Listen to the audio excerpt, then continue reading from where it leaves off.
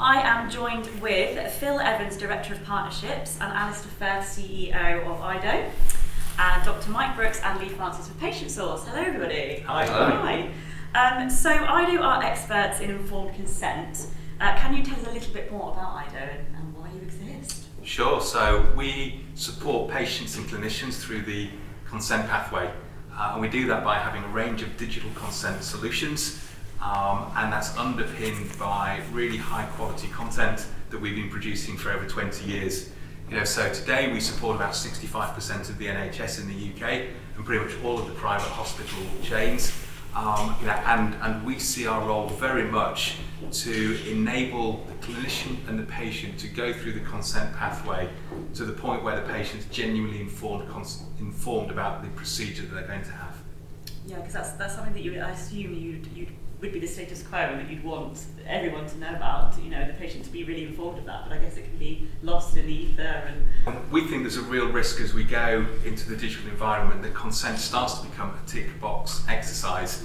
And we're committed to making sure that on that pathway that there is real connection between the clinician and the patient, so that they both move forward with as much understanding as the patient wants for the procedure that they're going to have. Yeah, because I remember just from a personal point of view, my granddad going into hospital and there just being documents upon documents, and again it was just the tick box thing, and he didn't understand what was really going on.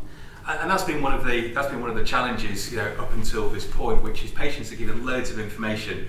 A patient's ability to be able to absorb and retain that information in a consultation, with a clinician, the studies suggest it's about 20%.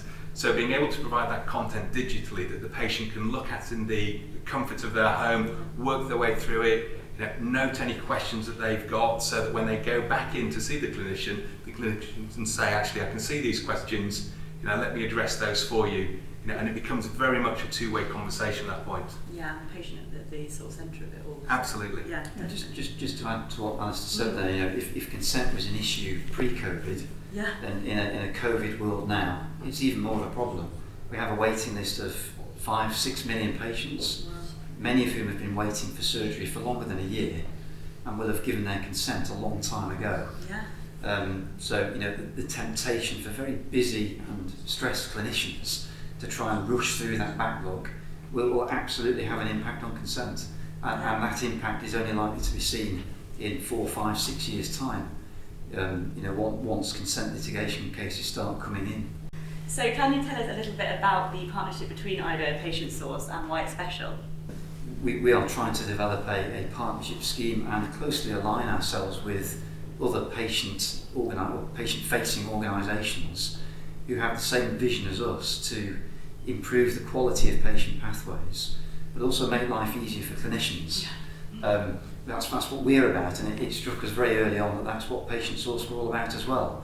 They're a modular, flexible EPR who are trying to do the same thing as we do. Make life easier for clinicians, get everything in one place, and ultimately impact patient care for the better.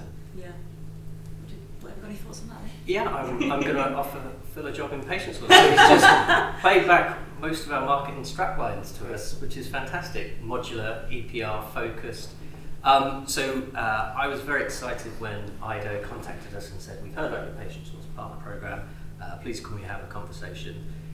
Eido is at the centre of keeping the patient at the centre, which is what PatientSource is all about.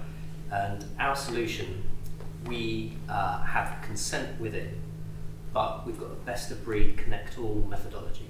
So we know that when a company has it as their niche and their focus, it's going to be a much more consumer focused solution. So if we can offer that out to the clients on top of our platform, the patient benefits. And that's what made us really excited. And then later on in the discussion and the engagement, I was writing an update for the board, and I sent a message to Ben, who's the Director of International Expansion, and I said, what's your footprint? We had no idea. And when he said 65% NHS and most of private health, I picked my jaw up off the table and went, that's even better, I love this partnership. Because it gives us an opportunity to co-market, co-approach those clients and say, we've got a solution that's being pre-integrated, it takes away a lot of the stress, it takes a lot away of the concern. A company that's come together outside of a direct contractual relationship, they've come together because they want to work together. My goodness, what can we achieve together? It's fantastic. Yeah. I think it's fair to say that we also have joint customers who are using our two products right now, but using them completely separately. So they're having to log into one here and one here.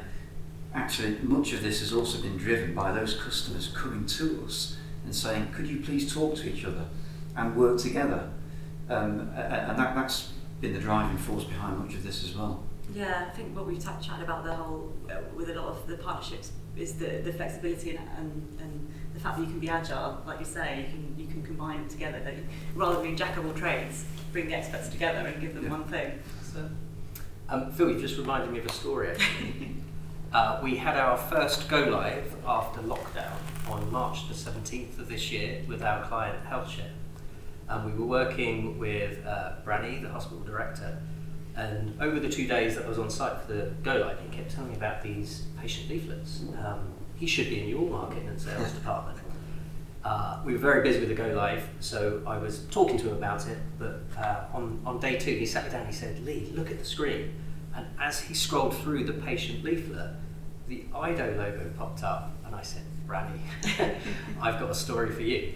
So our first client with the integrated product is going to be going into the Riverside clinic in Brentford with a very enthusiastic client. So it's like a perfect storm. It really is. That's amazing. I mean, you probably have answered this, but I was going to ask Eido, why did you choose PatientSource? I think for some of those buzzwords that we've already tossed around, they are entirely modular. They are agile, flexible, very responsive to us, and it's been a delight just being able to say, look, here's the Eido digital consent suite.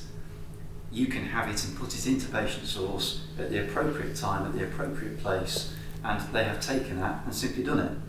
And that's a kind of partnership that we don't feel that we can perhaps get from some of the other organisations out there who are perhaps so big and monolithic that they are generating products almost in their own space without really a lot of thought about what the final customer actually wants or even needs. Yeah. With us, we're trying to build a partnership together that actually takes the customer first and says, okay, you're using both these products, how can we put them together? Not just so they're sat in the same room, but so they're actually doing things together and there's a sensible flow of data going back and forth to actually make things better for you and for your patients. So that focus on the end user and the patient, I think, is what hopefully will set us apart. Yeah, amazing.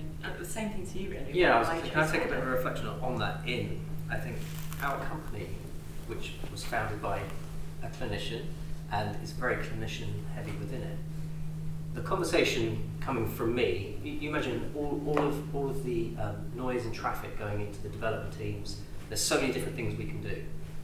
So I have to sell to my prospects, but I also have to sell internally. I'm putting a lot of ideas forward, and Mike's very good at filtering them out. But when he, as the secondary beneficiary to the Eido product, i.e.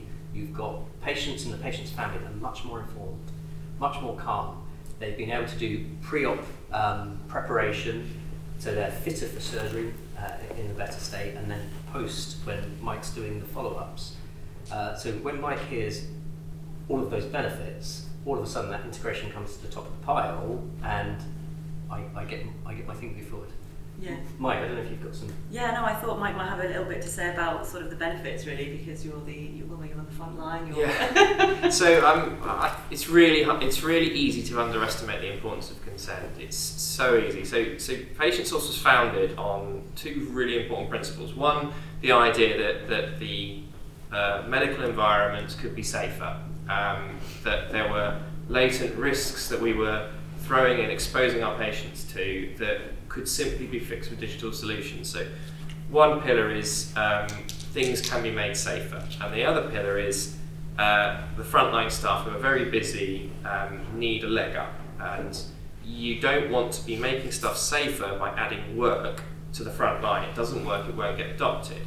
So when it comes to issues of consent, it's often viewed as another piece of paperwork. Yeah. But actually, this is massively important. As a clinician, I take a medical legal risk with every patient I see. And if I'm doing a high risk procedure on a patient, and I haven't taken the time to make sure they properly understand what's going on, if something does go wrong, and sometimes it does, and there's a proportion of time it does, I'm fully exposed. So from a selfish perspective, it should be in my interests to be doing consent. Yeah. But think about the patient. This is likely to be a life-changing experience for them to have a major surgical procedure. This is possibly one of the biggest deals they're going to face in this decade, let's say. You don't want to be taking a decision like that lightly, yet we haven't built the infrastructure historically in medicine, other than a trefoil bit of paper that can easily get lost, that's done on the morning of your surgery, to support such a massive decision. So when someone says to me, well, we could put two products together where you as a clinician would spend less time having to ferret out a piece of paper, you could sleep at night knowing that not only has your patient been given the right information, they've had time to digest it, and you can prove they've had time to digest it, and you'll have an opportunity to check in with them before the procedure to check they're still happy to go ahead. And this will be less work than mucking around with bits of paper, and you'll be more protected. Why the hell wouldn't I want to do it? So once again, the idea that we're the experts in clinician-facing tools and easy user interfaces. These guys are the experts with a massive momentum and track record of consent. We're going to take what they are able to provide and put the best possible consent tool in the hands of clinicians in a way that they can easily use, and suddenly it becomes easier for the patient and for us. It's a no-brainer. Absolutely, yeah. So thank you so much, Phil and Alistair, for joining us from Eido. That's fantastic. Thank you. And PatientSource, it's been brilliant to hear about your partnership, and good luck going forwards. Thank you very much. Thank you.